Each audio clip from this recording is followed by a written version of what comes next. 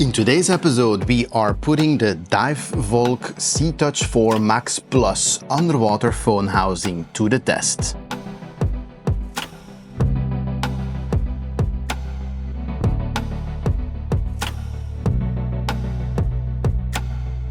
I will never, ever put my phone in an underwater housing and take it on a dive with me.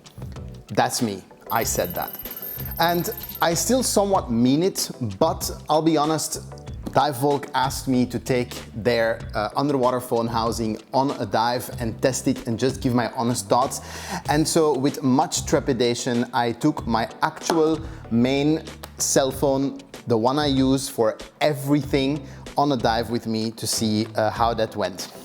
This is a review for that.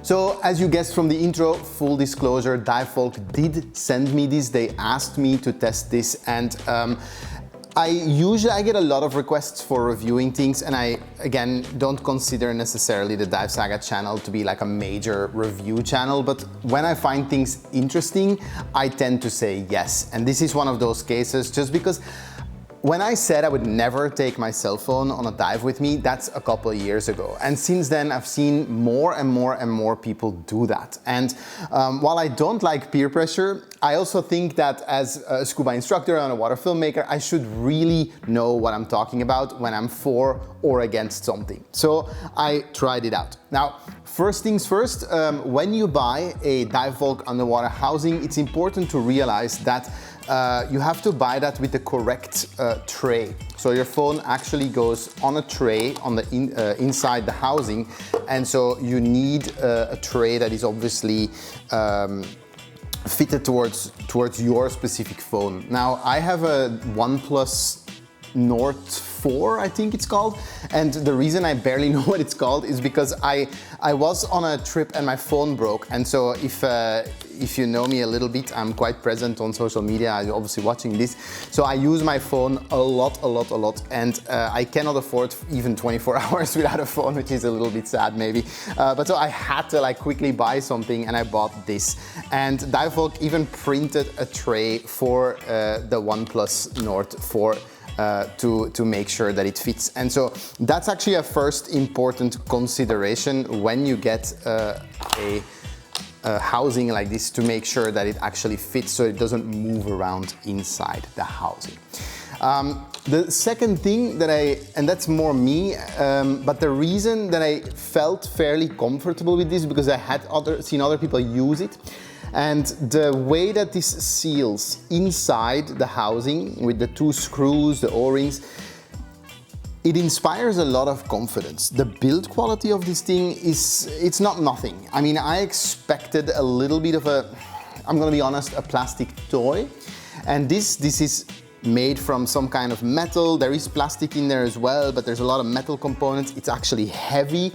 And the way that it locks, it's not just like a clasp, it actually screws in. That sort of settled my nerves a little bit for the first dive. I did make a mistake, I'll say that as well. I don't know why, because I shoot so much underwater stuff. You know that if you're subscribed to the Dive-Saga channel. And for whatever reason, I completely just forgot to think about white balance. I know that sounds funny, but I just assumed, I don't know why, that I'd be able to white balance it as I went. And turns out that with most standard camera apps, or at least with mine, you can't. So I was underwater and the footage was, well, blue, right? I have some sample footage and you should see it. That's what I managed to get out of the camera.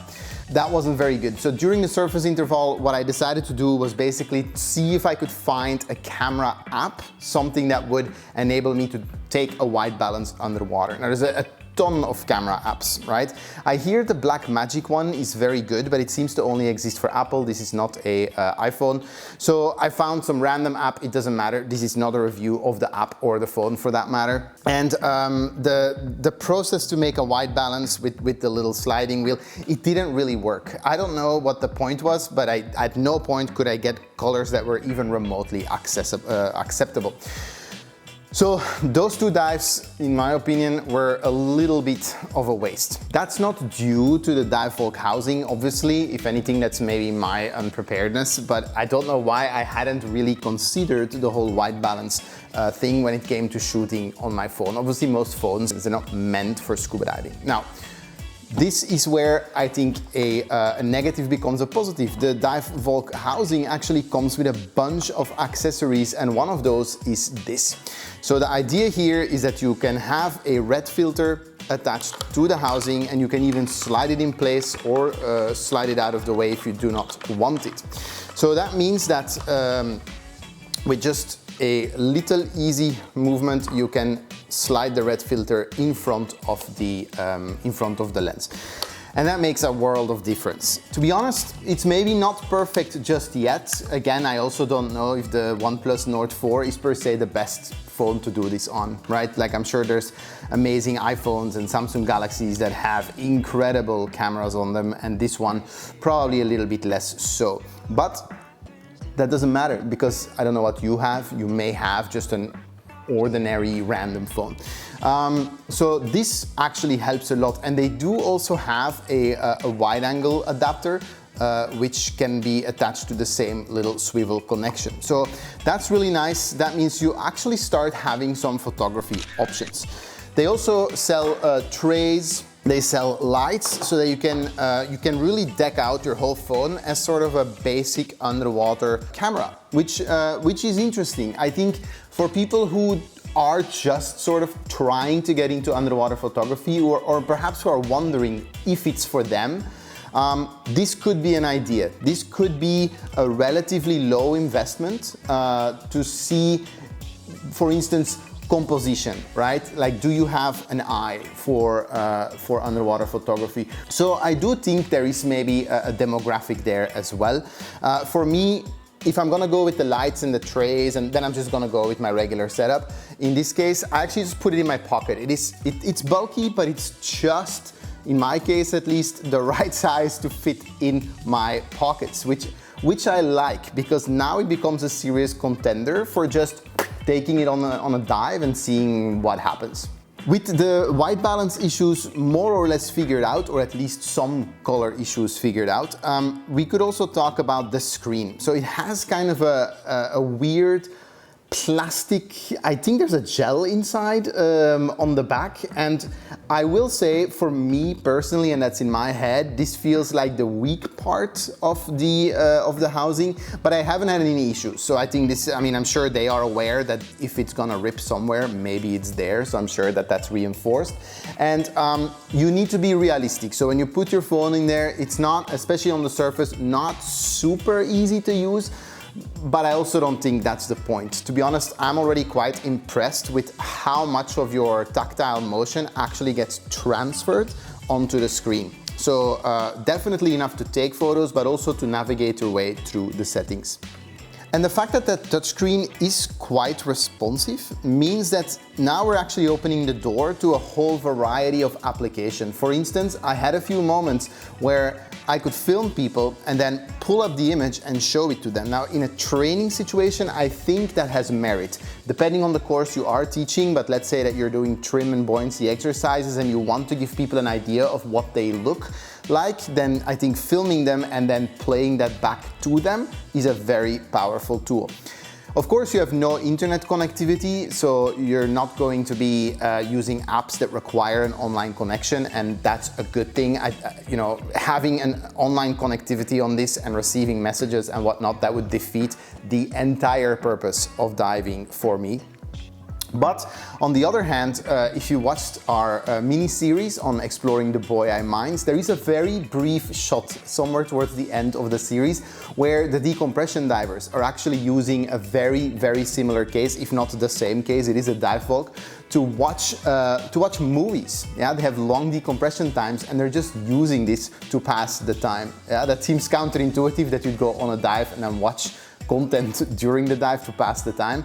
But again, in long decompression scenarios, for instance, that's useful. I can imagine certain missions or tasks that are complicated, where you might need instructions, where you might put a video on your device, just in case you need a refresh of what the specific task was. So with all that, who is this for? I said it earlier, I think it's definitely useful for the beginner, the beginner aspiring photographer who wants to get an idea of whether underwater photography is for them. I could see that being something, I did not expect this. I'm actually happy that I have this, I sort of said to myself, sure, I'll do the video and I'll maybe just review it and then maybe I'll give it away or whatever. I'm not gonna give it away, I'm gonna keep it. I actually really like it. As much as I'm probably not gonna always dive with my phone, it's actually useful, For instance, when we shoot Dive Saga episodes, we often do recon dives where we just go and look. And I could see myself bringing this just so I can take quick reference shots of what I want to achieve later. I mentioned training earlier, being able to quickly shoot somebody and then show it to them on a proper screen. These are things you could do with bigger cameras, but why do that? Why go through the trouble of bringing your proper expensive rig, which usually does require also a little bit more love to get proper footage, when you could just do this? If it's not for some production high-end footage, this works great. Lastly, and I think this is also a very valid point, but it's on your phone the moment you shoot it. So if you are some type of content creator and it depends a bit, right? Because it depends the type of finish you're looking to get out of your footage. But depending on what you do, shooting it on the phone and then it is on the phone, you edit it on the phone and then from there it goes to wherever you need it posted. There is something to say for that this highly simplifies the workflow. As a closing thought, for me, the idea of taking my phone in the water was something that I was always violently against, but I was against it without ever having tried it. I've tried it now thanks to the Divevolk Seatouch 4 Max Plus housing. I'll put a link below. Again, full disclosure, they did send me this. I'm not here trying to pull the wool over your eyes. This is exactly what it is. But I'm also not contractually obligated to say anything nice if I don't want to. And as I mentioned earlier, I could easily give this away and I think I'm gonna keep it. I actually like it and I will not be surprised if you see it making guest appearances on future episodes, or at least it becomes maybe a part of my toolbox in the workflow of shooting future episodes. Those are my 2 cents on the Divevolk Seatouch 4 Max Plus housing. Put your own comments below, subscribe to the Dive Saga channel. Thank you for watching and I'll see you next time.